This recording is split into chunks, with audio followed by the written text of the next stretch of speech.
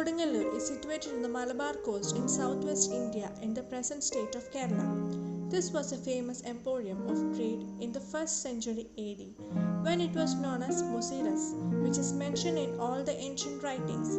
It was a cosmopolitan city inhabited by people from different countries of the world. It was also home to different religions that reached India from outside.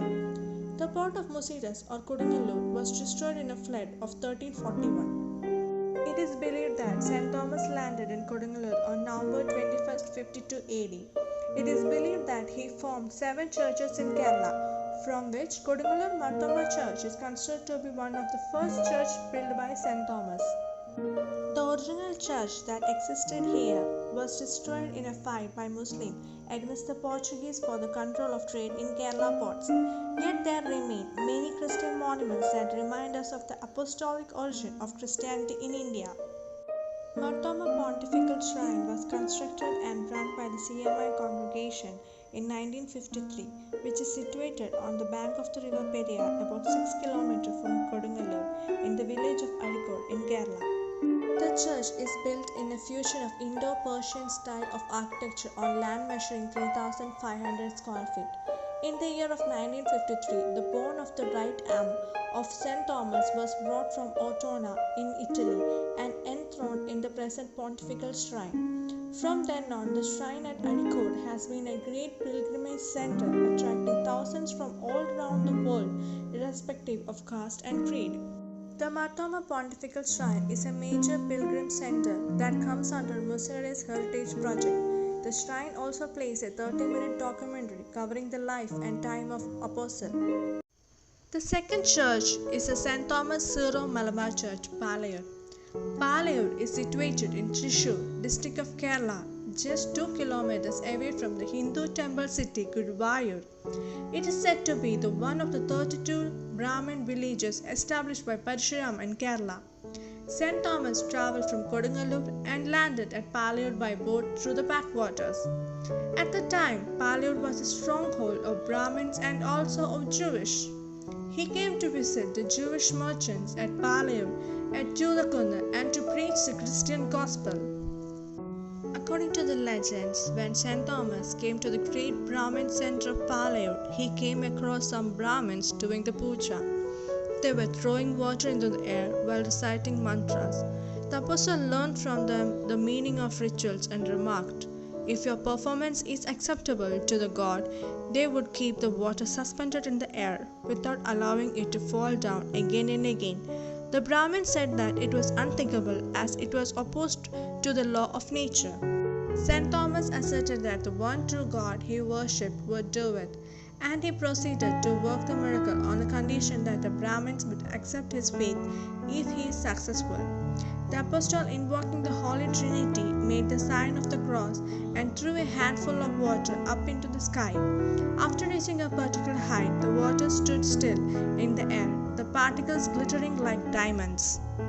Looking down, the Brahmins would see the cavity made by the removal of water still in the pot. Most of the witnesses were baptized on the spot. Out of the 40 Brahmin families, 30 received baptism on that day. The rest of them, except a family called Urumanayur, left Palayur after cursing the place, and so it is still called Shabakad or Chavakad. Even today, true to the oath taken by their ancestors, the Brahmins do not eat or drink the vicinity of Palayur or Chavakad. Following the migration of Hindu Brahmins from Palayur, the church was built incorporating the old Hindu temple, which was deserted. The church as built was thus a fusion of Hindu architectural style in respect of ornamentation with a Persian church plan. The roof of the church raises like a tower above the nave. The approach or entrance is like a Hindu-style mandapa. An Italian missionary built a new church around the small old teakwood church after taking due permission from the locals, who were not only superstitious but also sentimental about retaining the old church. However, after the church was fully completed and after the priest has delivered a proper sermon, the locals agreed to demolish the old wooden structure, which resulted in the church looking elegant. The original altar consecrated by St. Thomas is still retained, But during the Tipu Sultan's invasion of Kerala in 18th century, the church was destroyed by fire. Thereafter, it was rebuilt.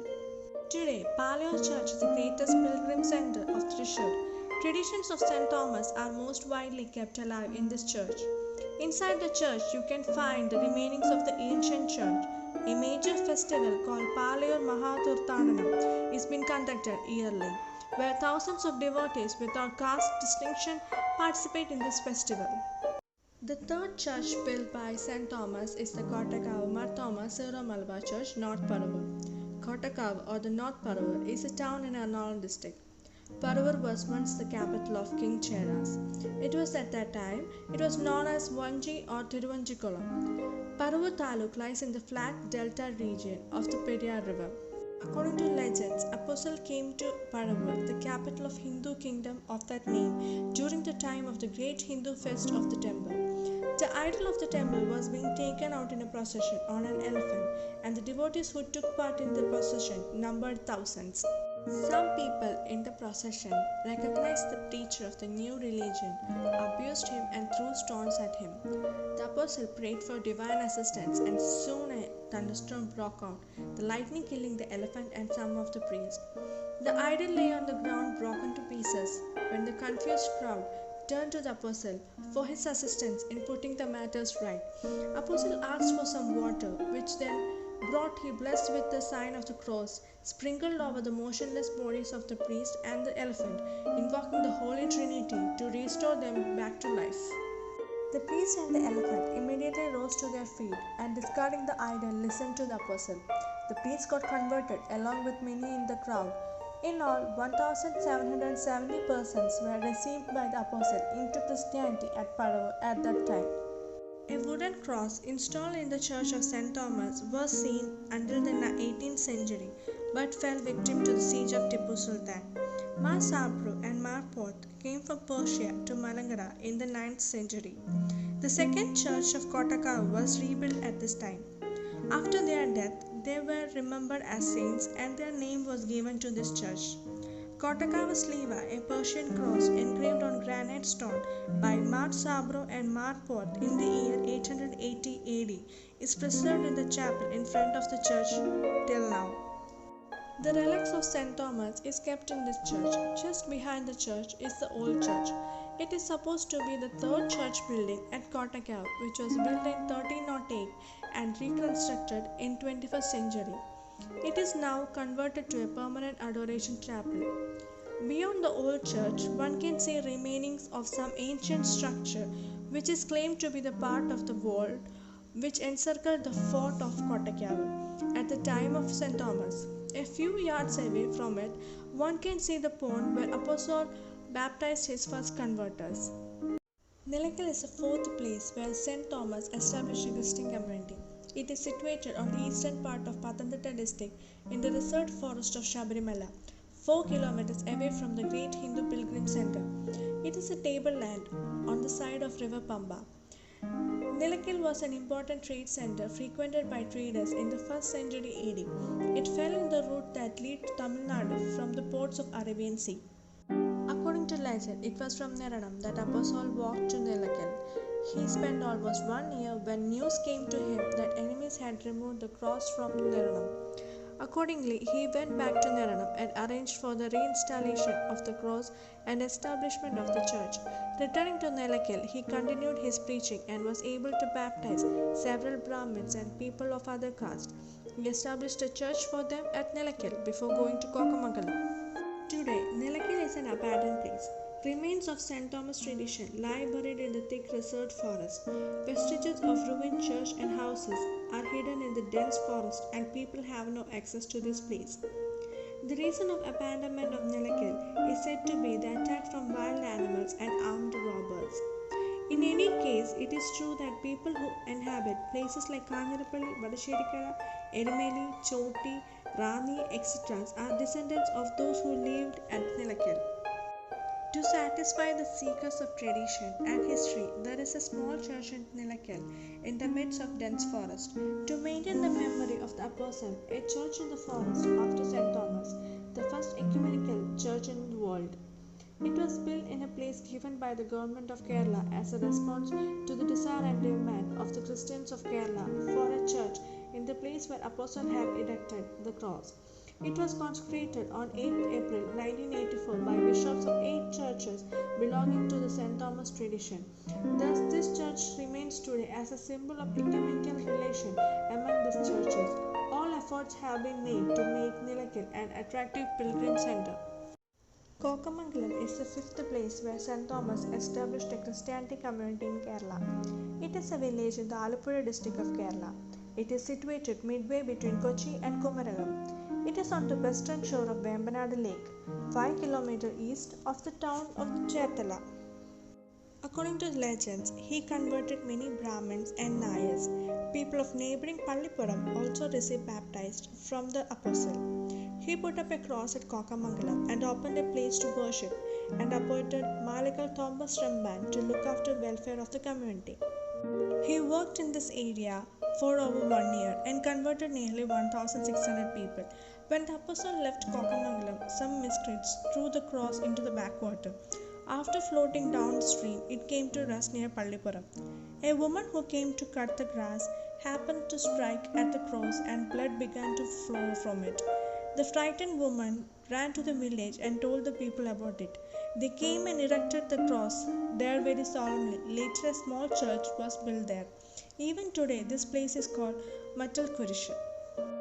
In the year 2002, which was the 95th anniversary of St. Thomas' arrival in Kerala and founding the Christian community in Kokamangalam, an exact replica of the original cross, now kept at Pallipuram, was being erected on the bank of Vembanadu Lake.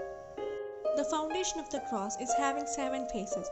6 of them had been depicted with the image of 6 other churches which Apostle found in India, and in the 7th face illustrate a lamb which symbolizes the faith in Christ which the land received from St. Thomas. St. Thomas Church, Kokamangalam. The relics of Apostle St. Thomas is been brought from Odondo in Italy by John Paul II in November 1919. Special novena prayers are held on Friday evening to venerate the relics. The 7-stone lamp burning in front of the relics denotes the integration of 7 Christian communities founded by Apostle. Pouring coconut oil in this lamp is a sacred practice over here. Neranam is a village in central Travancore region in Kerala. It was a port in the ancient Kerala on the confluence of Manimala and Achankovil river. It is almost 5 km from Tiruvalla in Pathanamthitta district of Kerala. According to tradition, St. Thomas turned towards Neranam from Kollam. At Trippaleshwaram near Neranam, there was a Hindu temple and several Brahmin families lived there. 4 main Nambudiri families received baptism from the apostle. The other Brahmin families who did not receive baptism left the place after having collected the documentation of their procession. After having erected a cross and consecrated a place for worship, St. Thomas went to Nilakil. While he was at Nilakil, the enemies uprooted the cross of Neranam and threw it in the river. The cross floated over the water for some days and reached on the side of the river. Apostle, when he got the news, came and erected the cross in the place where it was discovered. He built a church also in that place. The present St. Mary's Church is said to stand in that place. St. Thomas gave baptized to 1,400 people in this place. Before going away, he appointed Thomas as a Ramban at Neranam. St. Mary's Church, Neranam, built at AD 54, now belongs to the Orthodox Church. The present church is said to be the 4th one at the site. This, the 4th building, was consecrated by His Grace Vatashiri Givaris Madhyavanyasius Malangara Metropolita on 14th February 1912. Outside the church of the right side is a pilgrim center called Smriti Mandiram, built in the name of St. Thomas. The relics of St. Thomas brought from Mosul is kept in. Many artifacts connected with the history of the Church of Neranam are displayed here for the pilgrims. Kollam is the place that takes credits of being the hub of India's cashew trading and processing industry. Affording an impeccable blend of science surrounding tradition and hospitality, Kollam is often referred to as a dreamland of Kerala. It is considered as one of the oldest ports on the Malabar coast and has long been drawing an attention of international countries. The town served as the leading spice market in medieval and modern times. While Mucidas belonged to the Chera king in the 1st century AD, Kollam belonged to the Pandya kings. St. Thomas reached Kollam from Mucidas by sailing a trading boat. When Apostle reached there, most of the important people were the trading class called Chettiars. St. Thomas baptized several of them. Several people from other communities also received baptism from the Apostle. He also constructed a church from them. People from nearby places also became Christians. A few people who resisted the preaching of St. Thomas left the places. He preached over there for over 1 year and baptized almost 1,400 people. The preaching and the resulting conversion had created jealousy among a few peoples towards Apostle. They plotted against him. An unmarried woman had given birth to an illegitimate child. The enemies used this as a chance to defame the apostle.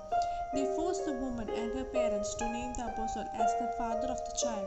When the case was brought before the village assembly, the apostle asked the child who is its father. The newborn child pointed its finger to a man in the crowd and told that he was its father. The man then confesses his crime and people believed in the apostle. The Church of Our Lady of Purification or Port Kollam Church is situated at the place where St. Thomas established the first church at Kollam. The present church is situated on the seashore. There existed a church till the 9th century which was destroyed by the waves of the sea. The remains of the church can be seen even today a few hundred meters from the sea, when the waves recede, according to the local people. The Marthamas Priti Mandapam is built outside the church on the side of the road to commemorate the arrival of St. Thomas at Kollam. The relic of the St. Thomas is placed over here. The story of the arrival of St. Thomas at Kollam and the various miracles he performed are inscribed on the walls of the shrine. The verses of Ramban Pattam, which describes the beginning of Christianity community at Kollam, also are written down. The ancient history of the Church of Kollam also figures in the mural writing. Outside the shrine on the compound wall of the church are narrated the traditions about the 7 churches of Kerala. St. Thomas Church, Thiruvankod is a half church built by St. Thomas. It is situated in Tamil Nadu. One can reach this church travelling 2 kilometers to the right from Azhagya Mandapam on the Tirunelveli-Kanyakumari road. If the claims are true, it is the oldest existing church building in India. It is called Arappalli in Malayalam. In this sense, it would mean as half-finished church. The real meaning is something else. Ara in Tamil language means king. In this sense, Arappalli means Church of the King. The Church of the Thiruvankod was built at the place donated by the king and with the stones given by him. The St. Mary's Church Thiruvankod today belongs to the Syrian Orthodox Church. According to the tradition, St. Thomas came here from Mylapore. He came here along with 64 Christian families who were persecuted on the continental coast. They settled down in Thiruvankod. It is said that the Hindu sage Tiruvallur met Apostle here. Impressed by the words and deeds of the Apostle, Tiruvallur reported the king of the arrival of these people. The king was pleased with the preacher of the new religion and donated almost 300 acres of land to the Christians and also allowed the apostle to construct a church at this place. The present church here was built by the apostle with the stones that the king gave to him. It is perhaps the oldest existing church building of India. The stones used to build the church are exceptionally huge and very ancient. On one of the stones, there is a small cross carved out of it. The baptismal font kept outside the church also is very ancient. Everything in around the church proclaims the antiquity of this church.